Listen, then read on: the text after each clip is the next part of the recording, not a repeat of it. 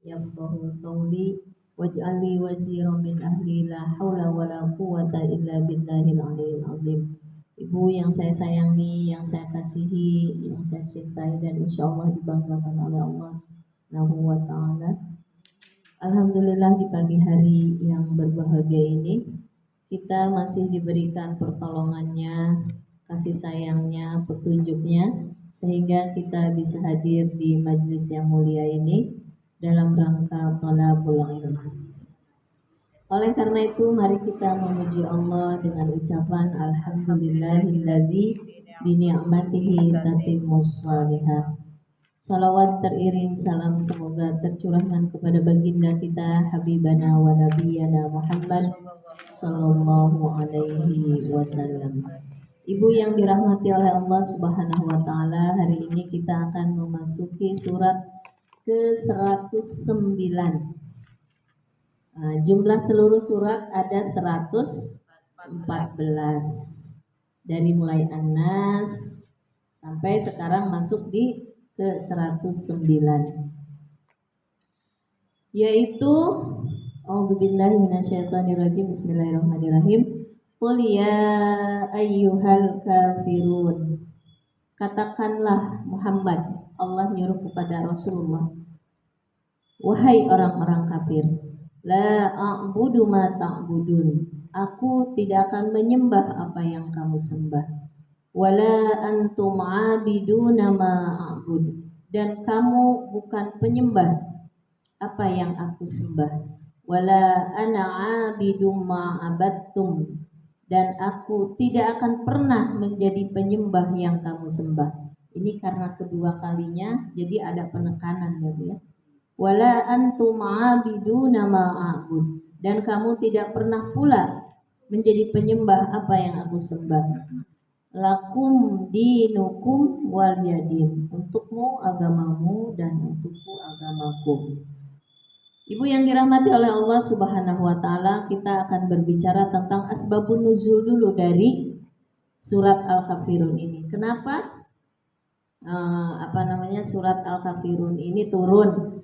Kemudian apa dan di mana ketika kita baca surat Al-Kafirun ini gitu ya dalam sholat kita. Rasulullah menyarankan membaca Quran surat Al-Kafirun ini di 3 waktu sholat. Di 3 waktu sholat. Yang pertama ketika sholat qobliyah subuh. Yang pertama di sholat qobliyah subuh. Yang kedua di ba'diyah maghrib. Ba'diyah maghrib. Yang ketiga ketika tawaf. Selesai tawaf 7 keliling muter, selesai kita sholat tawaf. Artinya apa? Sholat kita mensyukuri Allah telah memberikan kekuatan, memberikan waktu, memberikan kesempatan, dan Allah menolong kita mampu untuk tawaf di Ka'bah. Setelah 7 kali keliling baru ditutup dengan sholat tawaf ini. Maka dalam sholat tawaf ini pun dibaca surat Al-Kafirun. Kalau qobliyah subuh di rokaat pertama, kemudian di rokaat keduanya Al-Ikhlas Bu. Jadi rokaat pertama baca Al-Kafirun. Nanti Ibu, alhamdulillah kita nih ada tahfiz. Ini karena disarankan oleh Rasulullah harus dibaca, Bu. Lebih baik dibaca, maksudnya ketika sholat sunnah. Maka ketika kita membacanya sudah benar bacaannya, maka Ibu setorkan itu Al-Kafirunnya. Nanti akan kita perbaiki kalau masih ada yang salah-salah bacaannya. Karena ini surat yang diperintah oleh Rasulullah untuk dibaca di 3 waktu sholat. Yang pertama qobliyah subuh, yang kedua ba'diyah maghrib, yang ketiga di waktu tawaf, sholat setelah tawaf ya Bu ya. Nah itu biasanya Al-Kafirun ini selalu bergandengan dengan Al-Ikhlas. Maka para ulama menyebutkan bahwa surat Al-Kafirun ini sama juga dengan Al-Ikhlas. Kan Al-Ikhlas nggak ada tulisan ikhlasnya ya Bu ya dalam Qul huwallahu ahad sampai selesai. Nah Al-Kafirun pun begitu Bu, disebut Al-Ikhlas.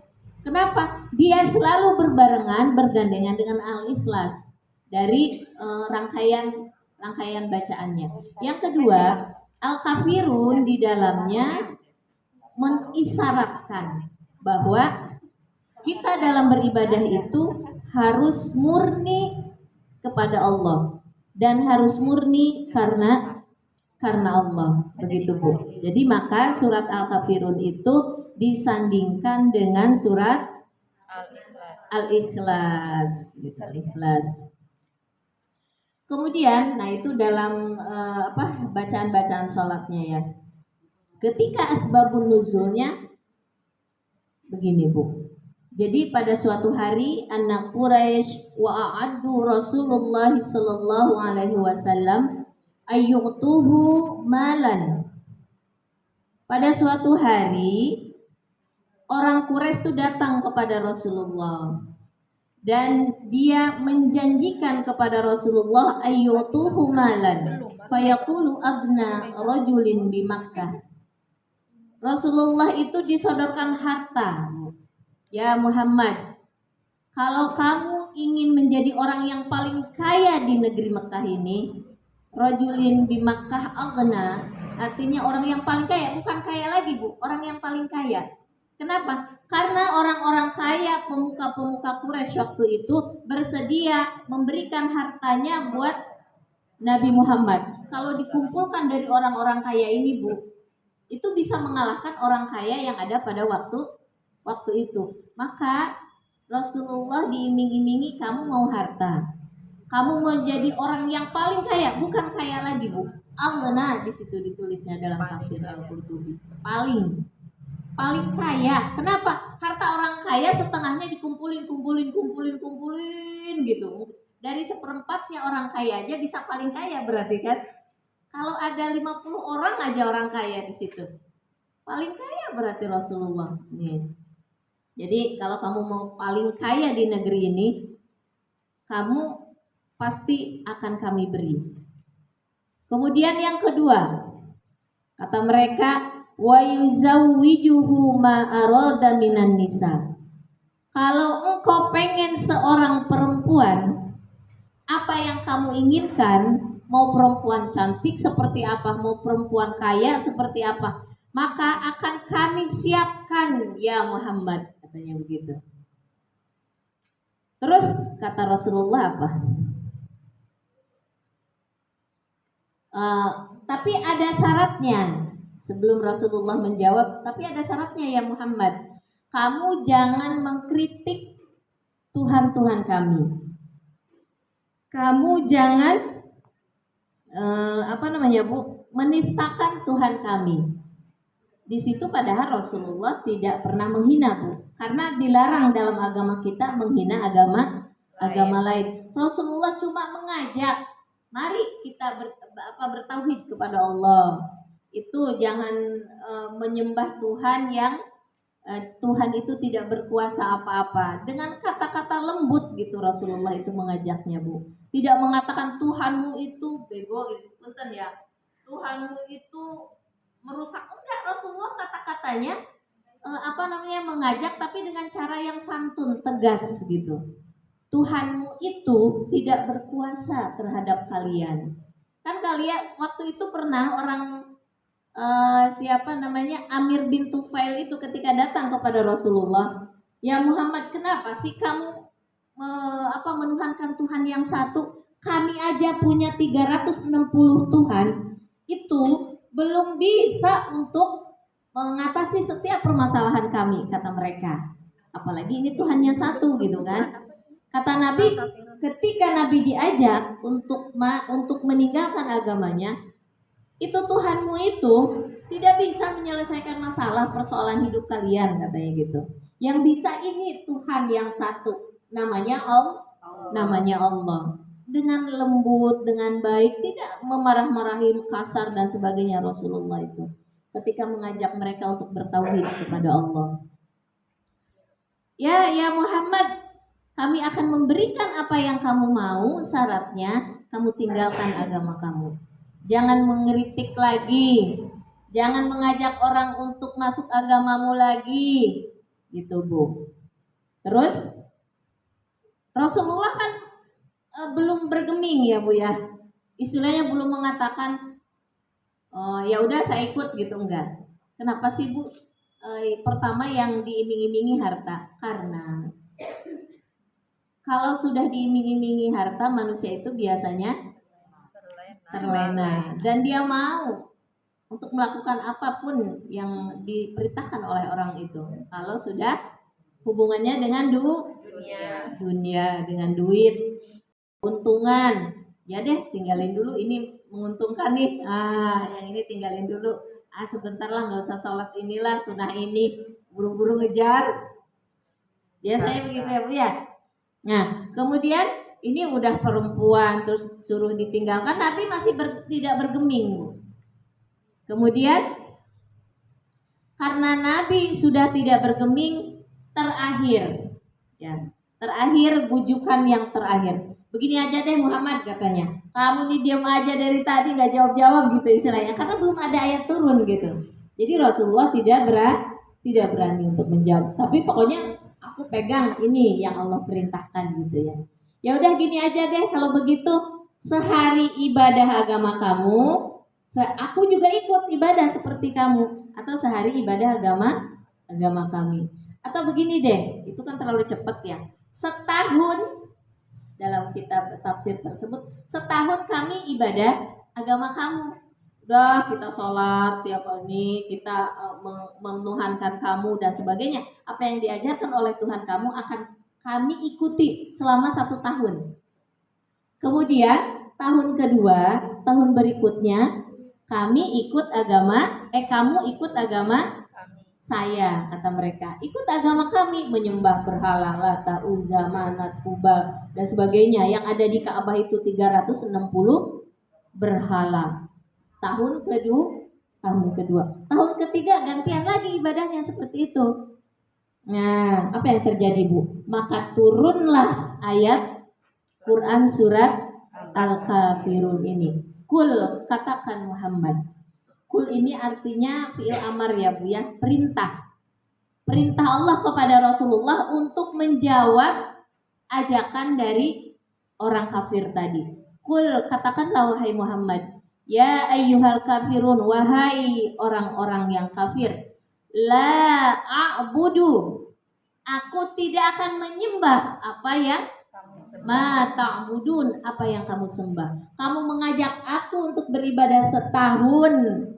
Setahun kamu ikut kami setahun, kemudian tahun yang kedua ikut kamu, aku tidak akan beribadah seperti itu gitu. Kemudian wala antum abiduna ma'abud, dan kamu pun tidak beribadah seperti apa yang aku ibadahi. Jadi kamu nggak usah ikut ibadah sama kami gitu Bu, nggak usah. Kalau mau dicampur, nggak usah. Kami pun tidak ibadah ke kamu, setahun ibadah bareng sama kamu ibadah setahun lagi sama aku, nggak usah. Masing-masing aja gitu maksudnya. Kalimat yang selanjutnya, wala ana abidum ma'abattum, dan aku tidak pernah tuh, walaupun cuma sekali-kali, apalagi terus-terusan gitu ya Bu ya, sekali-kali aja nggak boleh. Wala antum abiduna ma'abud, dan kamu pun tidak pernah pula, atau sedikit aja, beberapa waktu aja gitu, nggak boleh. Ma'abud lakum dinukum waliyadin, untukmu agamamu dan untukku agamaku.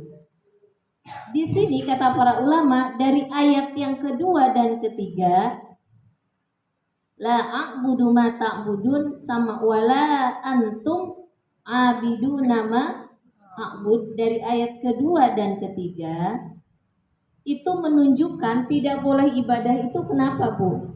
Dalam arti ibadah di sini Kalau agama mereka, ibadahnya itu kenapa tidak boleh ya Bu ya?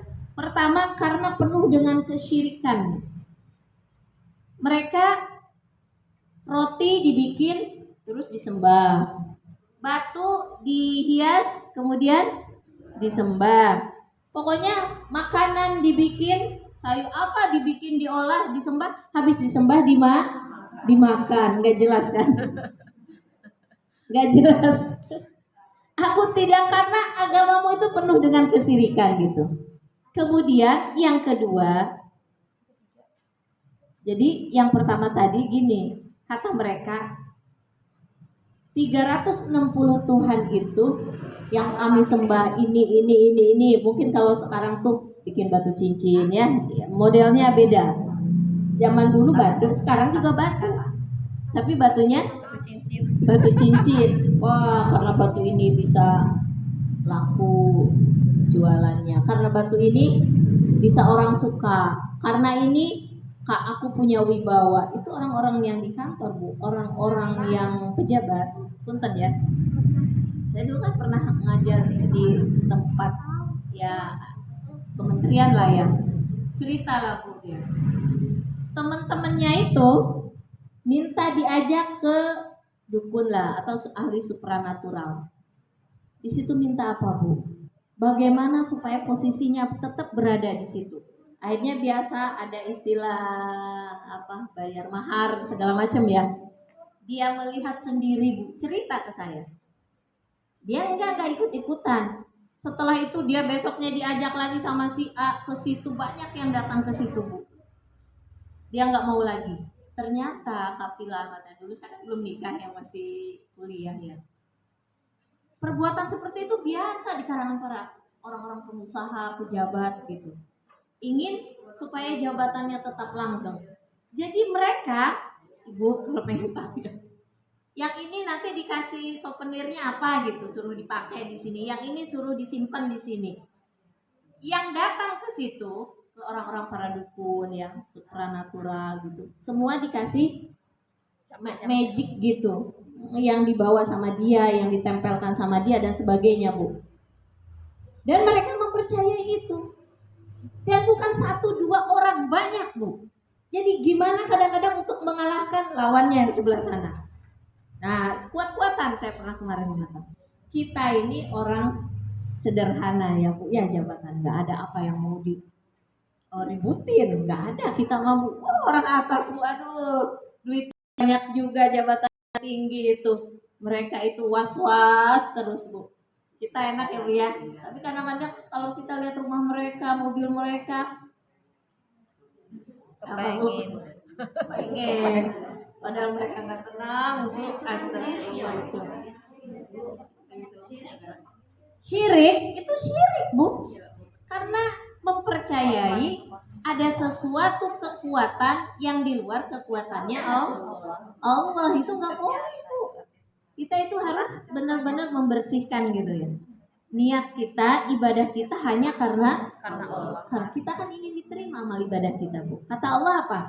Kalau kita berbicara tentang kolbu, kalau ada makhluk di dalam hatimu, aku akan pergi. Silahkan buat si anu, silahkan kamu kalau ininya buat si dukun sono. Buat, jangankan dukun Bu, kalau kita berbuat sesuatu ada terbesit, saya itu karena suami, saya itu karena anak, saya itu karena ini ada makhluk, itu Allah langsung pergi. Sudah, silahkan buat yang lain. Aku tidak menginginkan diriku diduakan. Tuh, kenapa? Amal kita jadi nggak diterima sama Allah. Kenapa? Karena ada syirik. Baik syirik besar itu jelas. Yang syirik kecil Bu, Allah abai. Sholat kita bukan karena Allah, puasa kita bukan karena Allah, infak kita, sedekah kita kalau bukan karena Allah, ada terbesit yang lain, Allah lari. Ketika sudah bersih lagi, Allah baru bersemayam melihat kolbu kita. Kalaulah Allah menilai, maka amal kita itu nanti akan berefek baik. Nah, kenapa kita banyak doa, mungkin banyak ibadah, tapi kok banyak masalah, enggak berubah-ubah hidup kita. Jangan-jangan banyak makhluk di dalam kolbu kita. Itu tuh Bu, syirik itu nggak boleh. Nah itu ya. Kemudian yang kedua, ibadah mereka itu ditolak, tidak boleh, karena dalam ibadah mereka tidak ada tuntunan wahyu. Mereka hanya memakai hawa nafsu. Dalam Quran surat An-Najm ayat 23. Iyattabi'una illa dhanna wa ma tahwal anfus. Mereka itu mengikuti itu atas zon. Zon itu apa Bu? Prasangka. Jadi bikin-bikinan, khayalan mereka. Wa ma tahwal anfus, dan apa-apa yang mengikuti hawa nafsu mereka. Jadi membuat patung itu hawa nafsu mereka Bu. Hayalan-hayalan, prasangka mereka. Itu ada cincin nih, nanti akan ini. Akhirnya kita percaya. Itu ada nggak tuntunan wahyunya? Nggak ada, prasangka aja. Akhirnya jin-jin yang maksiat kepada Allah ngisilah di dalam patung, kayak cincin, kayak apa yang disimpan di atas atap, apalah di bawah kasur. Itu tuh hayalan, prasangka mereka. Ini ayatnya Bu. Iyattabi'una illa dhanna wa ma tahwal anfus. Sehingga dipermainkan oleh jin. Akhirnya kadang-kadang dia bergerak-gerak, bersinar, itu jin di dalamnya Bu. Dipermainkan oleh syaitan supaya kita makin yakin, makin percaya, makin kuat dengan syirik yang dilakukan oleh orang. Ya setelah diambil itunya ada maling di rumah saya. Ya emang kemarin kan dijaga sama jin, tapi dirusak hati kita, keimanan kita, keyakinan kita kepada Allah. Ya kalau cuma dicuri barang-barang kan nggak seberapa dibanding keimanan kita yang kita jual. Nah itu. Kemudian kalau kita dalam beribadah itu ada dalilnya bukan? Kalau mereka contoh, ketika mereka tawaf zaman dulu ya Bu ya. Zaman sekarang juga ada Bu. Saya pernah dengar, saya pernah baca di agama sejarah agama-agama primitif dan sebagainya yang saya baca di buku. Zaman dulu itu Bu, kalau mereka sholat di tawaf, sholatnya mereka ketika ada Lata, Uzza, Manat yang 360 patung itu, mereka ibadahnya telanjang Bu, punten ya, telanjang mereka ibadahnya muter gitu. Ya, jadi gini, dicampur antara ajaran Nabi Ibrahim dengan buatan hayalan-hayalan mereka. Kenapa? Katanya, jangan membawa sesuatu di dalam dirinya kecuali apa yang baru lahir, yang terlahir dari Tuhan. Kalau baju kan ini buatan, mungkin juga ada sesuatu yang tidak baik dan sebagainya. Pokoknya harus bersih sebersih-bersihnya. Jadi mereka berprasangka, iya telanjang, keliling telanjang. Kata kan kalau agama kita nggak ada aturan seperti itu, jadi dibikin-bikin aja sama mereka. Ibu jangankan zamannya Rasulullah dulu, sebelum Rasulullah itu kan mereka melakukan ibadah seperti itu. Kalau ibu tahu pernah baca buku itu di Islam Kejawen ya Bu ya, di keraton. Itu kalau lagi bersemedi itu bersemedi mereka, pernah ada yang dengar? Bersemedinya itu telanjang, nggak pakai baju di bulan purnama. Kenapa? Karena menurut mereka badan ini harus suci, bersih, tidak boleh membawa sehelai kain pun dalam tubuh mereka. Mereka memuja Tuhannya begini, gitu kan, di malam bulan purnama. Itu tidak ada dalam aturannya. Nah itu musyrik itu Bu. Itu Islam Kejawen Bu.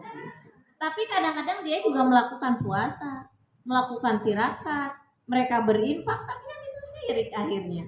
Dicampur-campur antara apa yang persangkaan mereka, hayalan mereka dengan apa yang ada aturan-aturan agama. Harusnya murni ngikutin Al-Quran.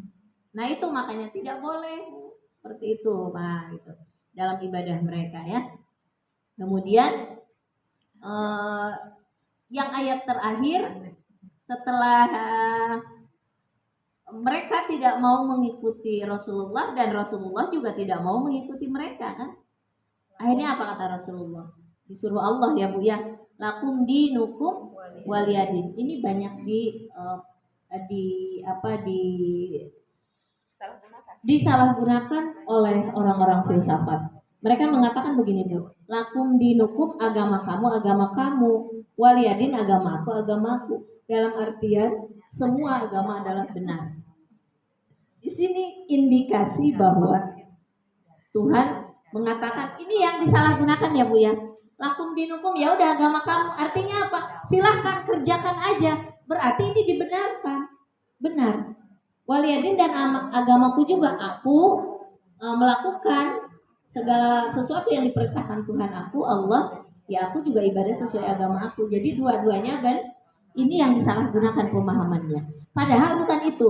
Dalam tafsir Al-Qurtubi dikatakan bahwa lakum dinukum waliyadin ini adalah seakan-akan Allah tuh sedang marah gitu sama mereka. Ya udahlah kamu kalau nggak bisa dibilangin kerjain aja apa yang kamu mau. Faman syaa falyu'min wa man syaa falyakfur. Kalau kamu mau beriman ya beriman silahkan. Kalau mau kafir aja nggak apa-apa. Tapi lihat akibatnya kan begitu. Jadi lakum dinukum waliyadin ini artinya bahwa Allah sedang marah gitu. Udah nggak bisa dibilang dablek. Sudah kalau kamu mau ngerjain ya udah masing-masing aja. Nah ini kalau zaman sekarang kan lebih halus ya Bu ya. Jangan kita harus toleran. Ya udah kita kan tidak boleh emang Bu untuk menghina agama lain nggak boleh. Tidak boleh mencaci agama lain kata Nabi nih Bu ya. Ada tetangga kita Kristen, Hindu, Buddha. Kalau kita mencaci agama mereka, maka mereka akan lebih parah mencaci agama kita. Sedangkan agama tidak boleh dicaci. Jadi nggak boleh Bu. Jadi artinya apa? Ya sudah dia kalau nggak ngikut kita ya silakan aja ikut agamanya sendiri-sendiri aja. Tapi kita nggak boleh mencaci agama mereka. Karena kalau mencaci akan lebih mencaci lagi. Sebenarnya itu pelajarannya berharga buat kita Bu dalam kehidupan. Bukan hanya kepada orang yang kafir di luar agama, terhadap orang muslim sendiri Bu kita. Kalau mencaci dia, menghina dia balik menghina nggak Bu? Kalau sama-sama marah. Dan penghinaan dia, cacian dia itu sama apa akan lebih? Akan lebih. Kita bilang kamu bodoh, dia lebih lagi. Kamu apa lagi? Ibu deh kalau ada yang pernah berantem dengan suami. Semua kali Bu. Kamu tuh ya, nih. Nanti suami bilangnya apa Bu? Apalagi? Berarti lebih parah. Maka udah Bu. Jadi kalau ada gesekan dengan sabar aja, ditahan. Karena kalau kita keluarkan sesuatu yang mau amarah kita, saya nggak peduli, saya nggak suka, saya nggak rela. Ya udah kalau gitu pergi aja pulang sana ke rumah orang tua. Itu kan lebih parah. Padahal cuma berantem kecil. Kan lebih parah ya balasan dia. Dia keluar egonya Bu, gengsinya. Oh iya, yang nyari duit siapa emang? Kalau bisa aku sih bisa nyari lagi kan begitu. Cewek-cewek banyak ya ngantri. Kalau kita mikir berapa puluh kali Bu mau nikah lagi. Belum lagi mikirin anak ya Bu ya. Nah, gadis-gadis masih banyak, kita udah umur segini. Harus banyak berpikir panjang gitu ya. Jadi ini artinya lakum dinukum waliyadin ini banyak kalau kita analogikannya itu kan agama. Terus kata para ulama, lakum dinukum ini tidak boleh dipakai untuk segala hal. Ini dipakai hanya untuk agama kegiatannya. Contoh gini, kita berdebat Bu, diskusi. Kata suami A, B, W gitu. Kita enggak, aku begini. Terus kata kita, ya sudahlah lakum dinukum waliyadin. Enggak boleh, itu haram Bu. Maksudnya ya udah pendapat kamu, aku ya aku. Jangan dipakai untuk hal-hal seperti itu. Nah, kecuali untuk masalah din, agama. Ya kan kita kadang suka ribut ya, diskusi atau enggak sepaham. Ya udahlah lakum dinukum aja. Nggak boleh Bu, haram itu. Mungkin ada yang pernah itu ada mahasiswa Bu biasa gitu. Ya udah kamu saya lakum dinukum. Nggak boleh itu. Padahal dikiaskan jadi Iya, kadang-kadang dikiaskan ke sana. Pemahamannya sesat ya Bu ya. Maka kalau mau baca Quran itu baca ta'awuz. Sudah tentang surat Al-Kafirun. Saya itu rencananya mau menyampaikan 2 surat Bu. Karena pemahaman saya tentang Al-Kafirun sementara ya sebatas itu. Jadi asbabun nuzulnya kita tahu ya Bu ya. Kenapa turun Al-Kafirun. Dan Al-Kafirun dibaca ketika sholat qobliyah subuh. Rakaat pertama Al-Kafirun, rakaat kedua Al-Ikhlas. Yang kedua dibaca setelah ba'diyah maghrib. Rakaat pertama Al-Kafirun, yang kedua Al-Ikhlas. Kemudian dibaca ketika tawaf. Al-Kafirun juga dibaca ketika sholat witir, sama dibaca sabbihis marabbikal a'la. Itu dibaca itu Bu. Kemudian baru di rakaat terakhirnya ada kulhu, ada muawwizatain, qul a'udzu birabbil falaq sama qul a'udzu birabbin nas. Kan begitu ya Bu ya? Suka ikut imam nih kalau Ramadan pertama Al-Kafirun atau sabihis ya. Ada sabihisnya dibaca, kemudian Al-Ikhlas. Jadi Al-Kafirun itu biasanya selalu bergandengan dengan Al-Ikhlas. Karena Al-Kafirun itu di dalam isinya menunjukkan surat Al-Ikhlas. Memurnikan dalam beribadah kepada Allah, tidak syirik kepada Allah. Gitu ya Bu ya. Kita lanjut ke Kausar. A'udzubillahi minasyaitonirrajim. Bismillahirrahmanirrahim. Inna a'tayna kal kausar. Sungguh kami telah memberimu Muhammad, kepada Nabi Muhammad ini ya Bu ya, nikmat yang banyak. Wasolli li rabbika wanhar. Maka laksanakanlah sholat karena Tuhanmu, karena Allah, dan berkurbanlah sebagai ibadah dan mendekatkan diri kepada Allah. Inna syani'aka huwal abtar. Sungguh orang-orang yang membencimu dialah yang terputus dari rahmat Allah. Asbabun nuzul Quran surat Al-Kausar ini adalah ketika Rasulullah memiliki anak laki-laki, dan anak yang disayanginya itu satu-satunya anak laki-laki yaitu Ibrahim ya. Ada lagi anaknya yang lain Abdul Qasim ya. Itu yang terakhir dari Maria Kipti, namanya Ibrahim lahir, anaknya ganteng, cakep, pokoknya menyenangkan lah. Tetapi Allah menginginkan lain, dia dipanggil. Ketika meninggal anaknya, maka orang-orang kafir Quraisy mengatakan, abtar ya Muhammad, katanya, engkau terputus dari kebaikan. Kenapa? Karena kalau kamu mati, katanya, kamu tidak punya keturunan. Begitu. Nggak punya keturunan, jadi kan kalau laki-laki ya, jadi punya jabatan, jadi ini, jadi itu, pokoknya kebaikan. Kamu terputus dari kebaikan, tidak punya keturunan, tidak punya penerus. Nah, seperti itu. Maka Allah mengatakan, inna syani'aka wal abtar. Sesungguhnya yang terputus itu mereka, bukan engkau Muhammad gitu. Allah menyenangkan hati Rasulullah yang sedang sedih tadi. Udah sedih diolok-olok Bu. Kita kalau sedih diolok-olok tambah sedih ya. Tapi Rasulullah diberikan ya penyenang hati gitu, dengan mengatakan yang sedih itu dia ya gitu. Kemudian Kausar ini, inna a'tayna kal kausar ya Muhammad, aku kasih engkau nikmat yang banyak, yaitu Kausar. Kausar ini Bu adalah sebuah telaga haud di surga. Telaga Kausar namanya Bu di surga. Satu. Yang kedua, Telaga Kausar ini ada ketika di padang mahsyar. Jadi telaga ini ada ketika sebelum masuk surga, telaga Kausar ini sudah ada. Kemudian yang kedua, telaga Kausar ini ada di dalam surga.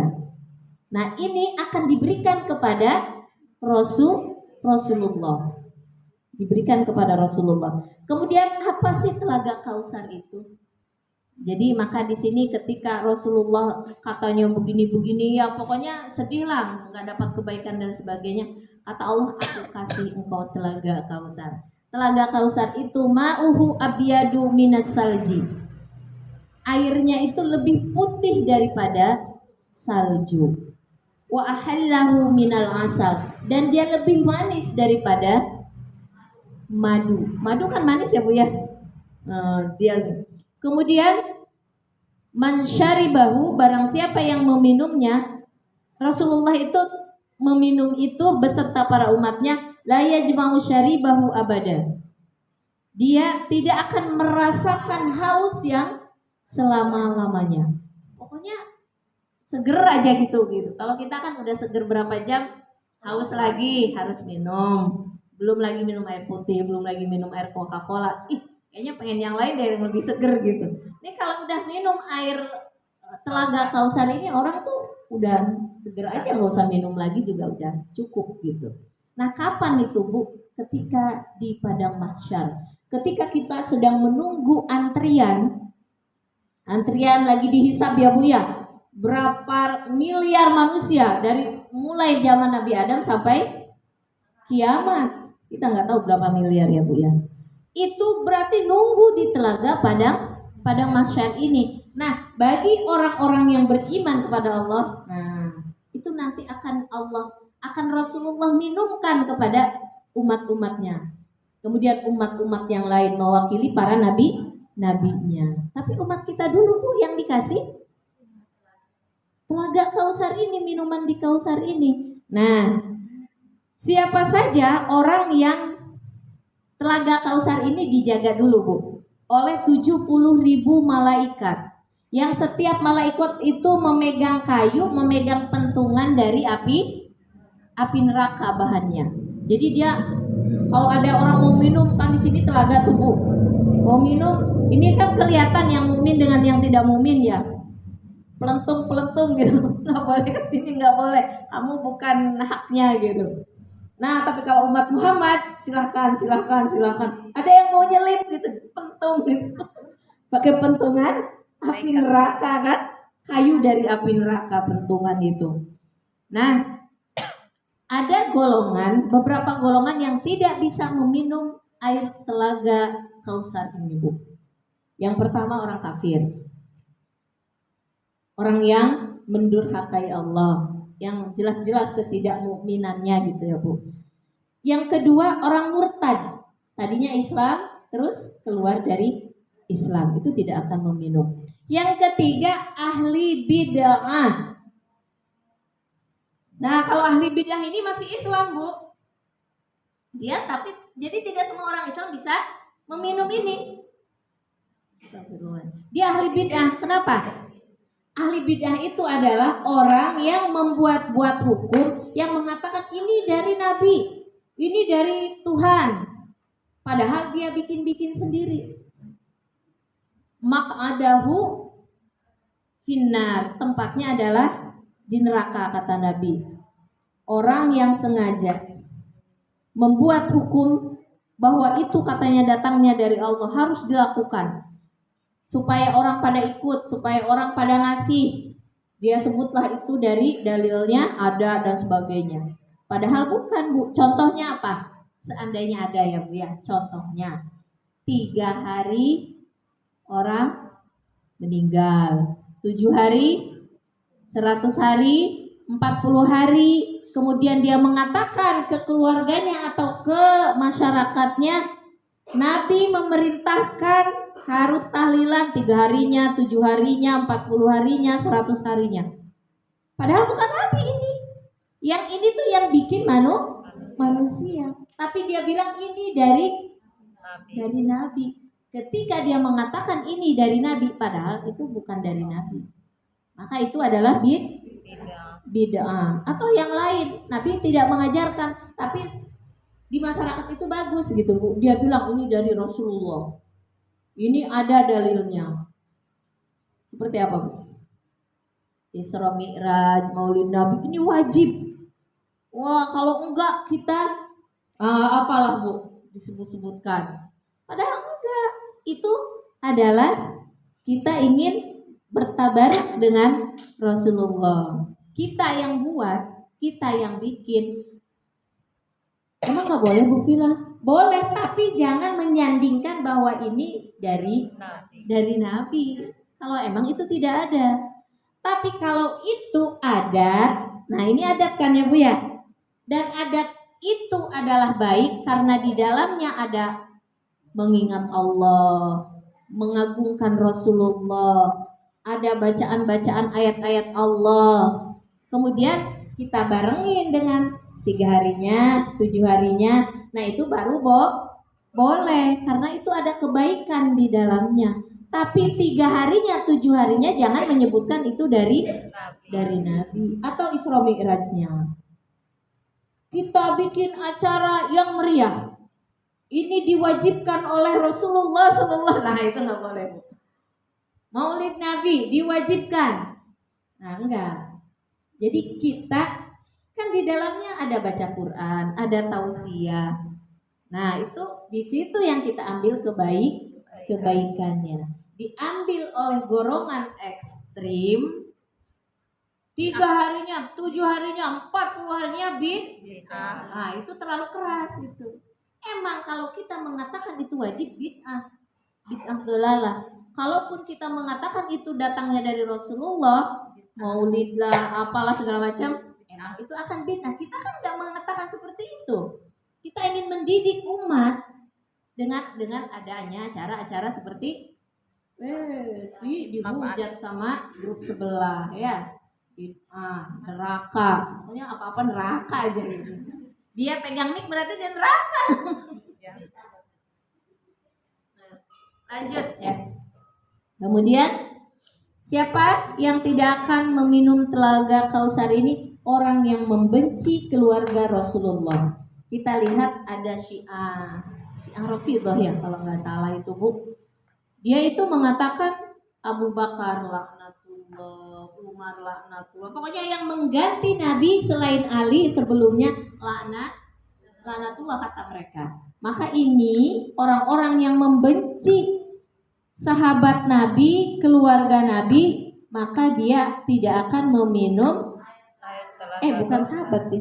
Tapi sahabat juga kan orang-orang yang dicintai oleh Nabi ya. Tapi di sini adalah orang yang membenci keluarga Rasulullah, Bu. Keluarga Rasulullah sampai sekarang masih ada nggak Bu? Masih. Yang disebut dengan Habib. Sebut Habib Ja'far, Habib Rizik, Habib siapa lagi? Habib Hussein. Banyak ya Bu Habib ya. Kalau ada Habib dibenci oleh kita, itu kata Rasulullah, maka dia tidak akan meminum telaga Kausar. Iya, tapi dia garang Bu Vila. Dia kayaknya kadang kelihatannya preman, maksiat kepada Allah. Begini Bu, kata para ulama cara mensikapi kalau ada Habib yang tidak taat kepada Allah, kita tetap menghormati dia, tapi tidak menyetujui perbuatannya yang dilakukan oleh dia gitu. Tapi kita menghormati dia, tidak membenci, mencaci gitu enggak. Nah seperti itu. Jadi sikap kita bagaimana kalau ke Habib-Habib yang kelihatannya dia maksiat kepada Allah. Karena emang tidak semuanya Habib itu taat, ada yang maksiat. Kata para ulama begitu, ada yang maksiat. Tapi kita tetap memuliakan, adab-adaban kita memuliakan sosok pribadinya karena di situ ada darah Rasulullah ngalir sampai kepada beliau gitu. Yang kita tidak suka adalah perbuatannya gitu. Kalau ada, anak saya juga dulu berteman sama Habib Bu. Kenapa? Karena satu pesantren. Dia anak Habib dari atas kan jadi Habib.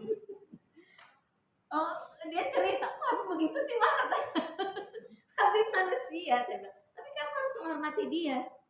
Karena di situ ada zuriat Rasulullah. Bu ketarik sedikit lepas saya berarti di sini ya. Iya. Ya tuh. Apa di sambungan itunya? Iya, iya dari sini nih. Kita lanjut ya Bu ya.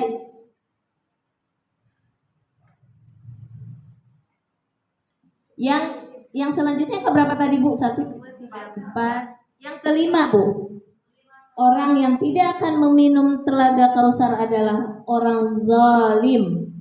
Pemerintah yang zalim, pemimpin yang zalim, pejabat yang zalim, suami yang zalim, istri yang zalim, orang tua yang zalim, orang tua kepada anaknya nggak adil.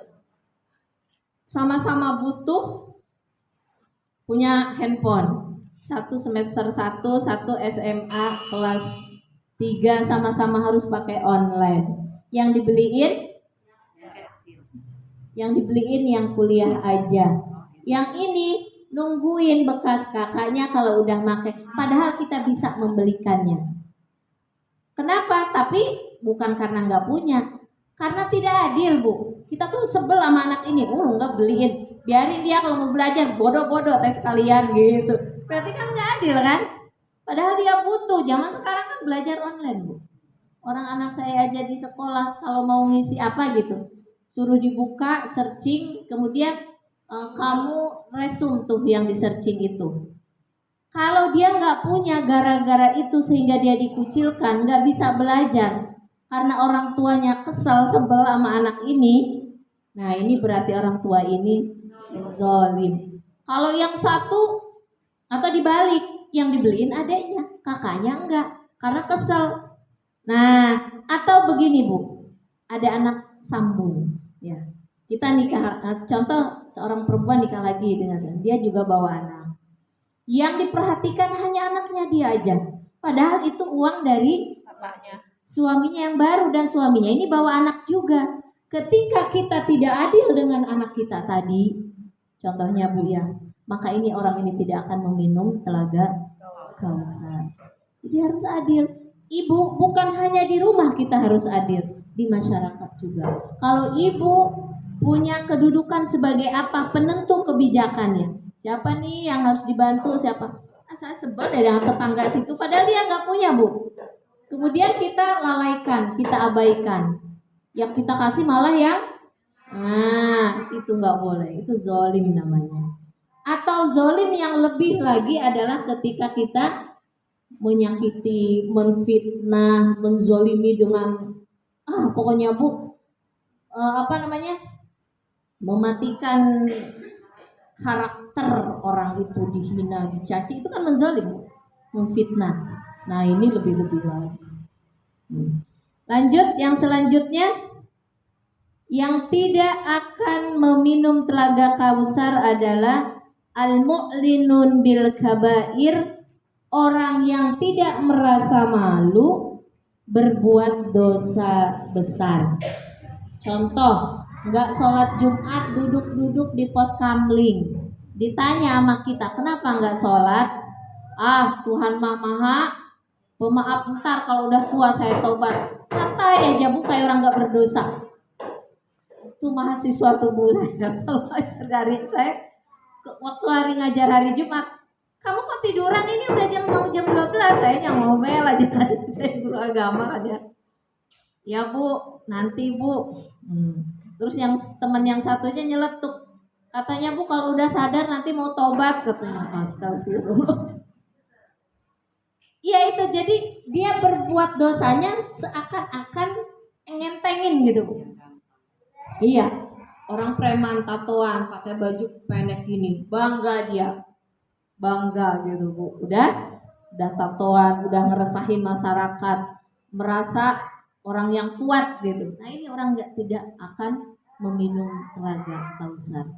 Bilangin Bu ke anak ibu, takutnya mereka di luar ninggalin sholat Jumat.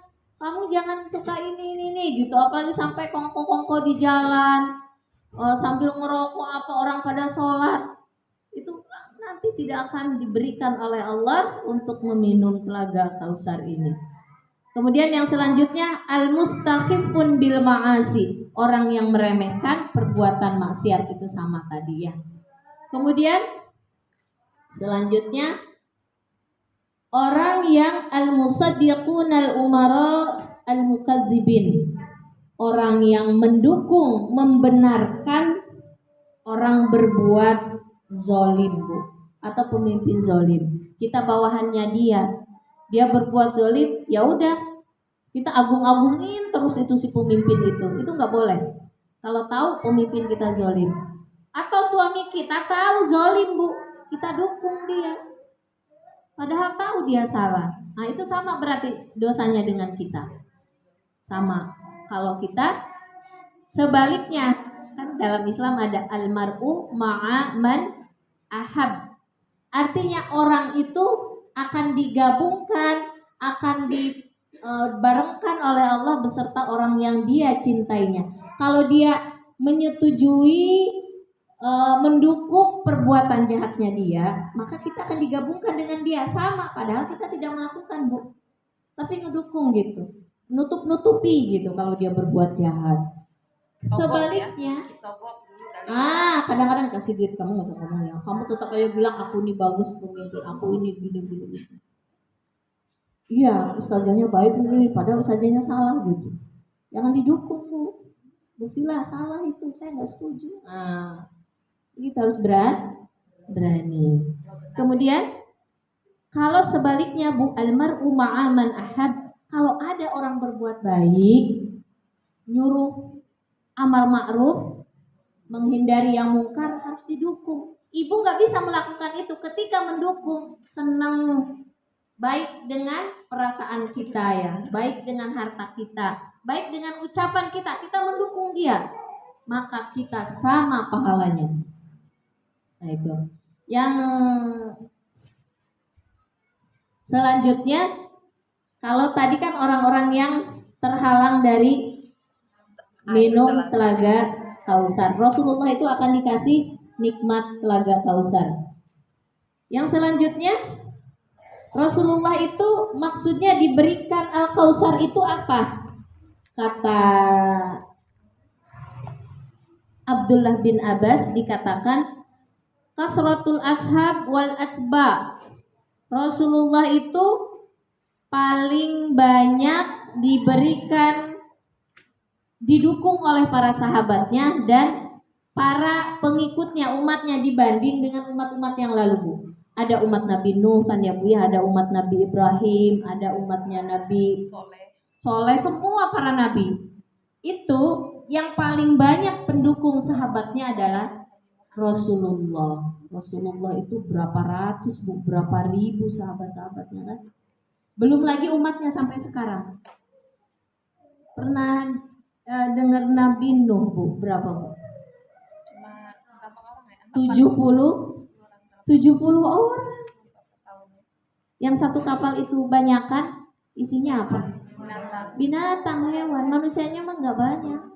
Nah Rasulullah itu jutaan, miliaran ya, dari zaman dulu sampai sekarang. Kemudian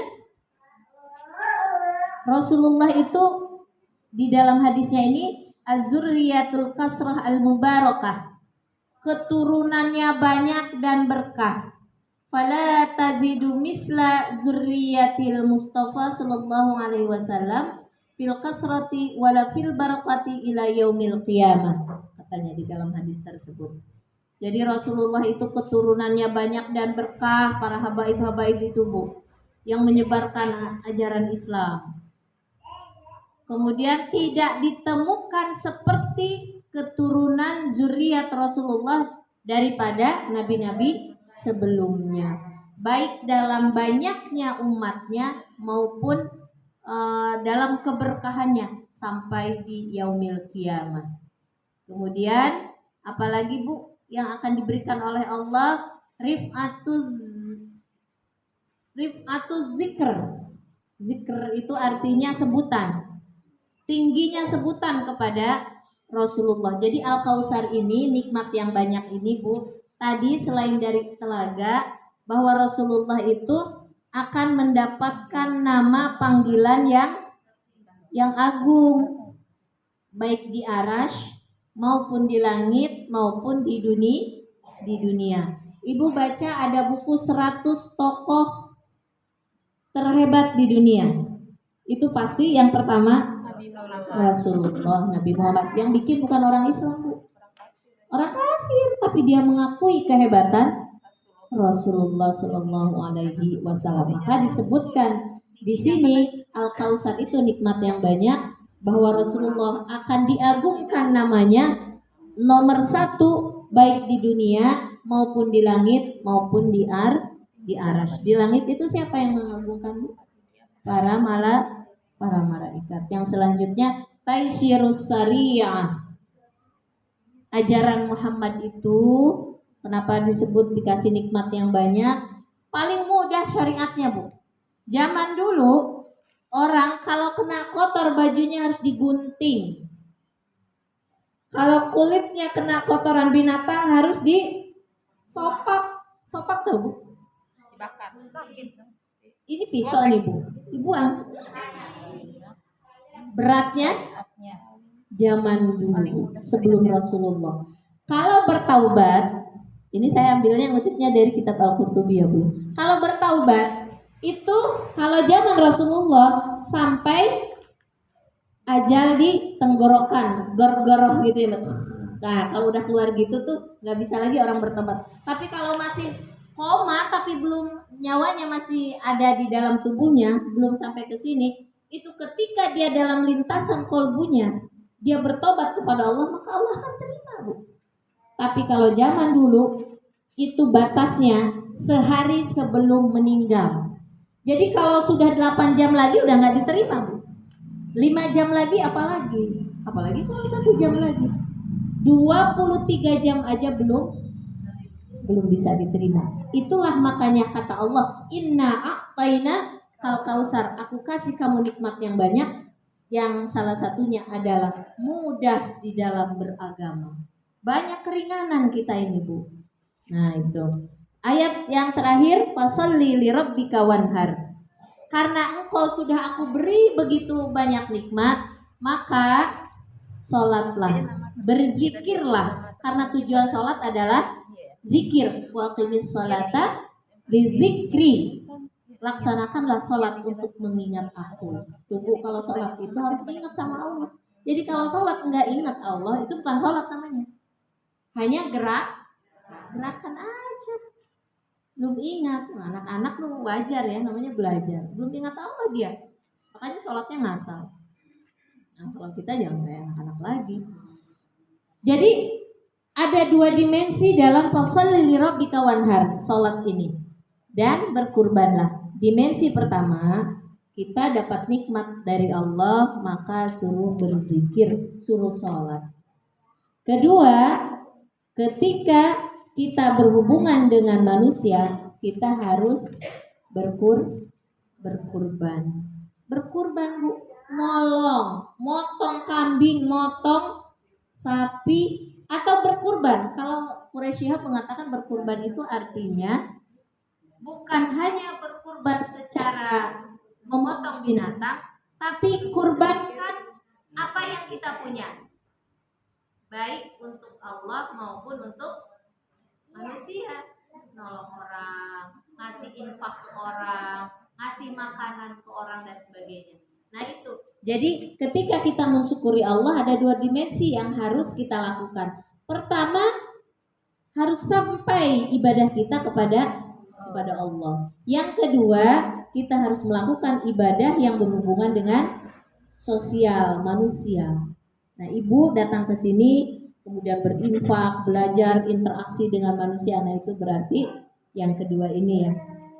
Artinya ada yang dikorbankan. Dikorbankan waktu, dikorbankan biaya dan sebagainya, Bu ya. Nah, itu. Maka ketika kita berterima kasih kepada Allah di surat apa ya kemarin, Al-Fatihah ya, Bu ya, untuk menggugurkan apa istilahnya, untuk membalas kebaikan Allah, kita mengucap Alhamdulillah. Dengan alhamdulillahirabbil alamin itu sudah cukup untuk menebus kebaikan yang Allah sudah berikan kepada kita. Mudah ya. Iya, mudah banget ya Bu. Coba alhamdulillah. Tapi harus dengan Hati. hati, alhamdulillah, bukan hanya di mulut saja.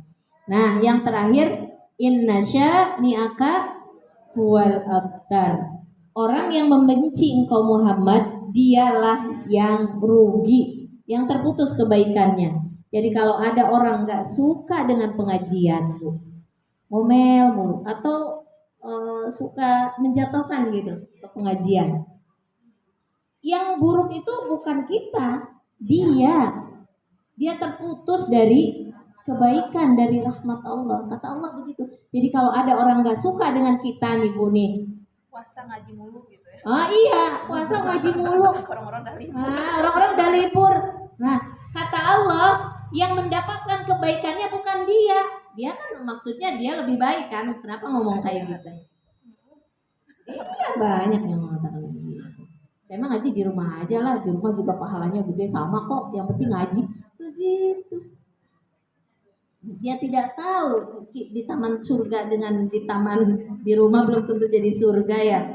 Nah, gitu. Tapi kecuali kalau ada uzur syar'i itu nggak apa-apa. Kalau ini nggak ada uzur syar'i, nggak mau belajar, malah nyepelein, merendahkan. Kata Allah yang rendah dia, yang sepele dia, kamu yang mulia, begitu maksudnya. Jadi apa yang termaktub di dalam Al-Quran itu adalah pelajaran buat kita sekarang ini. Bukan hanya sekedar cerita ya. Dari saya cukup sekian, saya mohon maaf kepada Allah, mohon ampun kepada Allah seandainya banyak yang saya sampaikan ceritanya ini berlebih-lebihan atau menurut saya benar padahal menurut Allah salah. Yang hak dari Allah, yang batil dari diri saya sendiri. Maaf minkum, wassalamualaikum warahmatullahi wabarakatuh. Waalaikumsalam.